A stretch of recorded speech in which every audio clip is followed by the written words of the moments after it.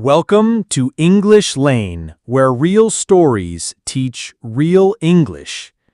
Today, we invite you to experience the incredible life of a man whose vision and voice birthed a nation, Bangabandhu Sheikh Mujibur Rahman. As you listen, you'll not only learn about one of history's most courageous leaders, but also develop your English listening, pronunciation, and storytelling comprehension skills. Let's begin the journey. In the quiet village of Tunjipura, nestled in Gopalganj district, a boy named Sheikh Mujibur Rahman was born on March 17, 1920. He came from a modest middle-class family. His father, Sheikh Lutfar Rahman, worked as a civil servant. His mother, Sayara Khatun, was known for her warmth and generosity. From a young age, Mujib was compassionate and observant. He watched as British colonial rule oppressed his people. Poverty, inequality, and injustice were part of everyday life. These early experiences would shape his entire political philosophy. Mujib's academic journey took him from Gopalganj to Kolkata, where he studied at Islamia College. But classrooms were not enough for his restless spirit. He joined student movements and gradually became involved in politics. In 1940, he joined the All India Muslim Student Federation, and by 1947, he was a rising political figure. As the British Empire collapsed, India was partitioned. East Bengal became East Pakistan, but the dream of independence for Bengalis remained unfulfilled. When the Pakistani government attempted to make Urdu the only state language, Bengali people protested. Sheikh Mujib was at the heart of the resistance, though in prison during the language movement of 1952, his support for the cause never wavered. The movement ended in bloodshed, but it also ignited a cultural awakening. Bengali was later recognized as a state language, a victory of identity, dignity, and determination. In 1949, Mujib co-founded the Awami Muslim League, which soon became simply the Awami League. Over the next decade, he became the voice of the oppressed in East Pakistan, demanding autonomy, justice, and fair representation. In 1966, Mujib proposed his famous six-point plan, laying out a framework for self-governance.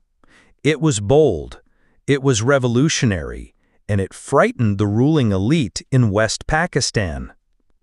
In 1968, the government accused Mujib of planning a separatist movement with Indian support, the Agartala conspiracy case. It was a fabricated charge, but it sparked outrage across East Pakistan. Mass protests followed. People poured into the streets chanting his name. Eventually, the case was withdrawn, and Mujib was freed in 1969. He emerged not only as a political leader, but as Bangabandhu, friend of Bengal. In the 1970 general elections, Mujib's Awami League won a landslide victory, securing the right to form the national government. But the ruling West Pakistani establishment refused to transfer power. Tensions soared. On March 7, 1971, at the racecourse ground in Dhaka, Mujib delivered a thunderous speech. The struggle this time is the struggle for emancipation. The struggle this time is the struggle for independence. The people understood. The call for freedom was clear. On March 25, 1971, the Pakistan Army launched Operation Searchlight, a brutal crackdown on Dhaka. That same night, Sheikh Mujib was arrested and flown to West Pakistan. But the resistance had begun. For 9 months, the Mukti Bahini, or Liberation Army, fought courageously. With support from India and the determination of millions, Bangladesh emerged as an independent nation on December 16, 1971. Mujib returned in January 1972 to a hero's welcome. As the first Prime Minister of Bangladesh, Sheikh Mujibur Rahman faced monumental challenges: famine, war-torn infrastructure, international isolation. But he remained committed to rebuilding. He initiated reforms in education, agriculture, and economy. He pushed for land redistribution and workers' rights. He drafted the Constitution of Bangladesh, enshrining democracy, nationalism, secularism, and socialism. But difficult times lay ahead. By 1974, Bangladesh was facing political instability, economic hardship, and rising corruption. In 1975, Mujib introduced a one-party system through Baksal, aiming to bring unity and control. Some saw it as a necessary reform. Others saw it as a step away from democracy. The nation was divided. Enemies grew in the shadows. In the early morning of August 15, 1975, tragedy struck. A group of military officers stormed Mujib's residence.